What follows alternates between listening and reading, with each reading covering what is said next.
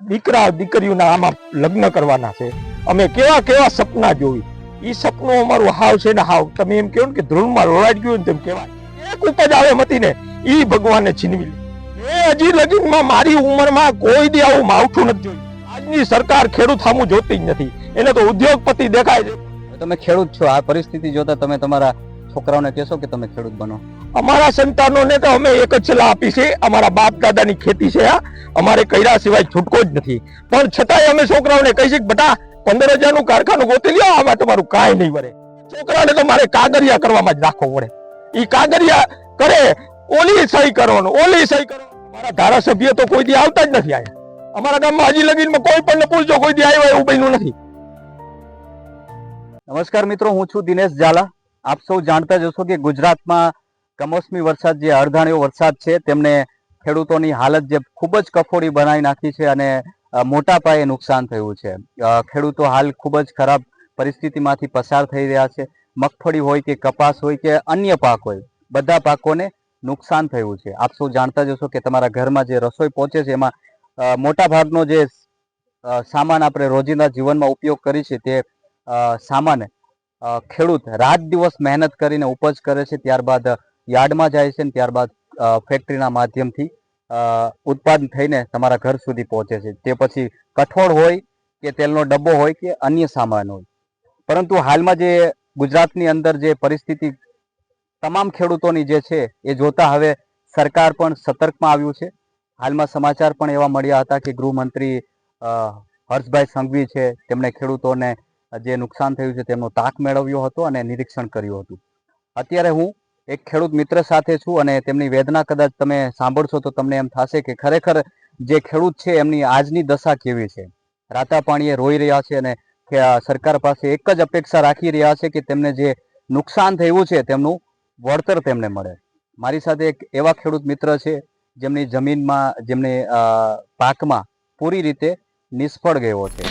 શું નામ છે આપનું? જાડેજા ખોડુભા. હાલમાં આખા સમગ્ર ગુજરાતની અંદર અણધાર્યો વરસાદ, જેને કમોસમી વરસાદ પણ કહી શકાય, જે સિઝન વગરનો વરસાદ છે અને જ્યારે પાકને જરૂર હોય છે સિઝન પૂરતા વરસાદની, અને આ સિઝન વગરનો વરસાદ જે પડે છે અને ખેડૂતોના મોટા પાયે પાકમાં નુકસાન થાય છે. હાલમાં તમારી વાડીની અંદર ને ખાસ કરીને તમે આ જે અત્યારની જે ખેડૂતની જે પરિસ્થિતિ છે તેને તમે કઈ રીતે જોવો છો? અત્યારે સાહેબ ખેડૂતની પરિસ્થિતિ છે બહુ જ કફોડી છે. વાડીની અંદર અમે પગ મૂકીને ત્યારે અમને એમ લાગે કે અમારા વિસ્તારની વાડીઓમાં ગમી જાઓ ને તમને આમ આનંદ આવે, એવો આજથી 10 દિવસ પહેલા માહોલ હતો. આજે અમે પગ મૂકીને તો અમારું આમ હૃદય આમ છે ને કાપી ઉઠે, કારણ કે અમારી દીકરા દીકરીઓના આમાં લગ્ન કરવાના છે. અમે કેવા કેવા સપના જોઈ, એ સપનું અમારું હાવ છે ને હાવ તમે એમ કહો ને કે ધ્રુવમાં રોડાઈ ગયું ને તેમ કહેવાય. ઉપર આગ નીચે ધરતી, અમારી કોઈ વેદના સમજી જ નથી શકતી. વેપારીને તો એમ છે, વેપારીને એને એમ છે કે આપણે તો રોટલી જડી જાય ને, પણ રોટલી તમારા ઘર સુધી પહોંચાડનારો આ ખેડૂત છે. જેથી ખેડૂત અનાજ પકવવાનું બંધ કરી દેશે ને, તેથી તમારી સોનાની થાળી છે ને તો એમાં રોટલી લાવવી મુશ્કેલ પડી ગઈ. એને હજી ખબર નથી. મારા ઘણા મિત્રો ધોળની અંદર વેપારી વર્ગના છે. હું પણ વેપાર જ કરું, મારે દુકાન પણ છે, નથી એવું નથી, મારે દુકાને છે, હું વેપારી સાથે સંકળાયેલો છું. પણ વેપારી બધા એમ કે ખેડૂતનો જલસા છે. મારા વાલા, કોઈક દી ખેડૂતની વેદના તમે ખેતરમાં આવીને જોવો ને ત્યારે ખબર પડે. એક ખેડૂતોને 1 લાખ રૂપિયાનું નુકસાન છે મારા સાહેબ.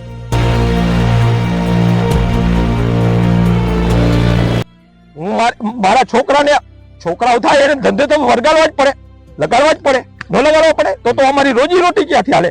હું આજ 35 થી 40 વર્ષથી ખેતીની અંદર જોડાયેલો છું. મેં હજી લગીનમાં મારી ઉંમરમાં કોઈ દી આવું માવઠું નથી જોયું કે ખેડૂતોના હૃદય હચમચ્યું. હા, સરકાર બધા અપીલો કરતા હોય, સાચી કરતા હોય, ખોટી કરતા હોય, બધા કરે જ છે, નથી કરતા એવું નથી. પણ આ વખતે છે ને મેં હજી કોઈ દી જોયું નથી એવું આ માવઠું છે. અમારે તો વચમાં વરસાદ નહોતો, માઇન કરીને અમે પૈકું. હવે અમારે વાહે પણ વરસાદ નથી. જમીનની અંદર પાણી પણ નથી. અને આ વરસાદ 3 ઇંચ વરસાદ પડ્યો એમાં કુવામાં પાણી, 4 ઇંચ વરસાદ પડ્યો એમાં કુવામાં પાણી નહીં થાય.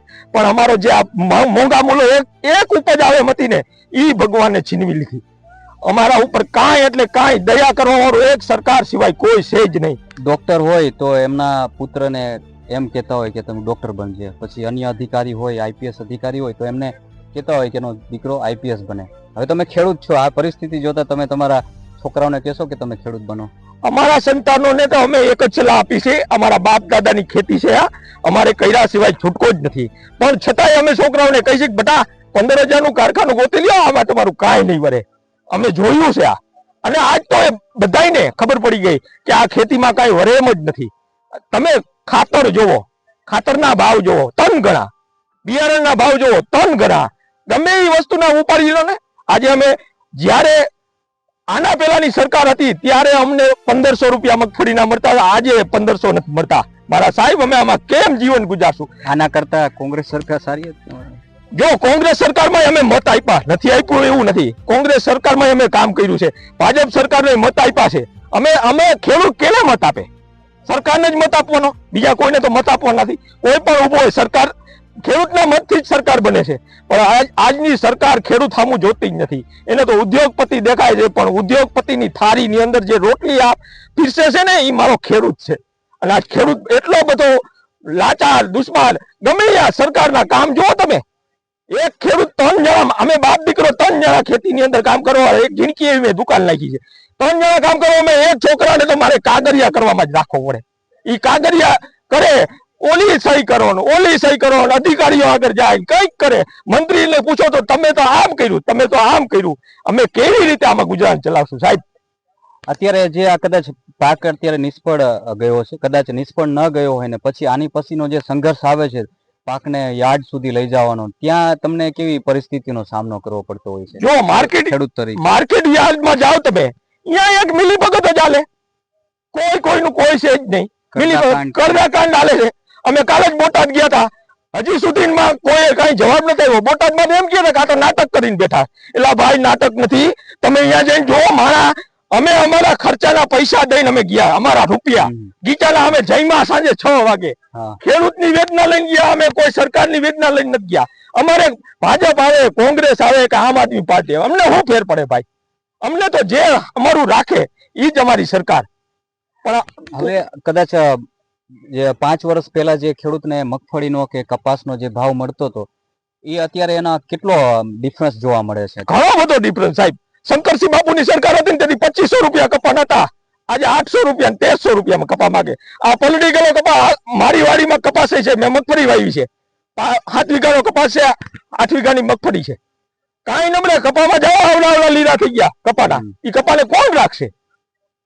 કોઈ દી મારી ઉંમરમાં મેં 15 વર્ષ થયા ને, મેં સસ્તા અનાજનું માલ નથી લીધો.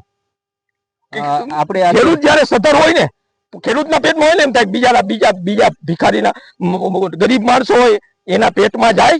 એટલે હું માલ પણ નથી રહેતો, એટલો સત્ય બોલું છું. છતાંય ખેડૂત એને તો ખોટું જ લાગવાનું કે આ ખેડૂત ખોટું બોલે. ઈ સરકારને શું કરવાના મારે કયો? અમે છાતી તીરીને દેખાડી શકું કે અમે સાચા છે? અત્યારે સ્થાનિક ધારાસભ્યો આપણે જોયા સમાચારમાં કે દરેક જગ્યાએ નેતાઓ જતા હોય છે. હમણાં ડેપ્યુટી સીએમ જે મેં હમણાં પહેલા કીધું એમ જ કે હર્ષભાઈ સંઘવી પણ તાક મેળવવા ગયા હતા. અહીંયા કોઈ સ્થાનિક નેતા, કોઈ સ્થાનિક ધારાસભ્ય કે કોઈ આવ્યું આશ્વાસન દેવા? પણ અમારા ધારાસભ્ય તો કોઈ દી આવતા જ નથી આયા. અમારા ગામમાં હજી લગીનમાં કોઈ પણ પૂછજો, કોઈ દી આવ્યો એવું બન્યું નથી. જેથી આ બીજી ટર્મ છે એની, વચમાં મુછડિયા સાહેબ ચૂંટાણા હતા, આ બીજી ટર્મ છે. હજી લગીનમાં લિયરાયન જોયું નથી કોઈ દી. શું અપેક્ષા રાખો સ્થાનિક ધારાસભ્ય પાસે? ધારાસભ્યને આવીને પૂછવું જોઈએ, પણ હજી કોઈ દી પૂછ્યું નથી. શું અપેક્ષા રાખવી અમારે એના આગળ કયો? ખેડૂતોને કોઈને પૂછ્યું? તમે ગામમાં જઈને પૂછો, અહીંયા આગળ જેટલા ખેડૂતો એને પૂછો, ધારાસભ્ય આવીને પૂછ્યું તમને કાંઈ? કોઈને કાંઈ પૂછ્યું નથી. બાકી તો અમે શું કઈ કયો લ્યો. હાલમાં હવે કદાચ આ ધિરાણ માફ છે, ઘણી વાર આપણે કહેતા હોય છે કે ખેડૂતો ધિરાણ માફીની શા માટે વધારે માંગણી કરી રહ્યા છે, તો એનું હકીકત શું છે એ બાબતમાં? જો ધિરાણ માફીનું એવું છે ને, ધિરાણ જે ખેડૂતે લીધેલું છે એને ધિરાણ માફ કરે ને તો એમ થાય બીજું ધિરાણ લઈ શકે. અને એનો સ્ત્રોત છે કે આજે આ મગફળી પલળી ગઈ, કાલે સવારે એને દીકરાના લગ્ન છે, તો 3-4 લાખ રૂપિયાનું ધિરાણ લીધું હોય, 3 લાખનું, 2-3 લાખ સરકાર આપે, જે કઈ 3 લાખની મર્યાદામાં આપે, 3 લાખ ધિરાણ લીધું હોય તો એ 3 લાખ રૂપિયા માફ થાય તો હા હું ધિરાણ લઈએ, દીકરી દીકરા લગ્ન કરી શકે, બીજું શું કરી શકવાના? 3 લાખમાં કઈ થવાનું નથી. હવે તમે શું આશા છે સરકાર પાસે? આશા છે ખરી તમારી પાસે? અમારી સરકાર પાસે એક જ આશા છે, કોઈ વર્ષ માંગ્યું નથી. અમે આ પહેલી વાર માંગી છે. જો સરકાર આપે તો ભલે, નકર પછી હિતાવી છે જ તે. હિતાવીમાં જે અમારે કરવું એ અમે કરશું. હજી સુધી કોઈ ફૈગા નથી, પણ હવે ફગવું પડશે. શું થાય એનો વિકલ્પ તો કઈ ગોતો મળે. આજ દી સુધી વિકલ્પ નતો, હવે 2 વિકલ્પ દેખાય છે. જે સારો લાગશે એ વિકલ્પ પસંદ કરશું. સત્તા પક્ષમાં કેટલો ભરોસો છે? કદાચ ભાજપ કહેતા હોય છે, ભાજપ હોય કે સત્તા પક્ષમાં રહેલી જે સરકાર છે એ કે ખેડૂત પ્રધાન દેશ છે, કૃષિ વિકાસનું સૌથી મોટું ઉત્પાદન ગુજરાત રાજ્યમાં થાય છે, પણ જ્યારે એનો જ ખેડૂત આવી રીતે પરિસ્થિતિમાં હોય તો તમને લાગે છે કે સરકારને કદાચ આ પરિસ્થિતિમાંથી ખેડૂતને બહાર કાઢવો જોઈએ? સરકારને તો ફરજમાં જ આવે ખેડૂતને બહાર કાઢવો, પણ કાઢે તઈ ને. અમને તો એવું લાગતું નથી અમને આજકાલ બહાર કાઢે એવું. તો આ હતા ખેડૂત મિત્ર આપણી સાથે, આપણે એમની વેદના સાંભળી. અને હવે આ એક ખેડૂત નહીં, પરંતુ ગુજરાતના તમામ ખેડૂતોની એક જ આશા છે સરકાર પાસેથી કે તેમની મદદરૂપ થાય. કફોડી હાલતમાં ખેડૂત છે અને આપણે ખેડૂત પ્રધાન દેશમાં રહીએ છીએ. કૃષિ વિભાગનું જે ઉત્પાદન કહી શકાય તો ગુજરાત રાજ્યમાં સૌથી મોટું ઉત્પાદન ગુજરાતમાંથી થાય છે. અને ખેડૂતોની હાલત અત્યારે છે બહુ જ ખરાબ છે. દરેક જિલ્લા હોય કે ગ્રામીણ ક્ષેત્રમાં હોય, ખેડૂતની હાલત ખૂબ જ કફોડી બની ગઈ છે. દરેક પાકમાં નુકસાન થયું છે. આ કદાચ સરકાર સુધી આ સંદેશો પહોંચે અને સરકાર, હાલમાં તો સરકાર એક્શન મોડમાં આવી જ ગઈ છે. આપને સમાચારના માધ્યમથી અને અન્ય લેખોના માધ્યમથી તમને ખ્યાલ જ હશે, પરંતુ હજી સુધી દરેક ખૂણે ખૂણે ખેડૂત સરકારને પોકારી રહ્યો છે.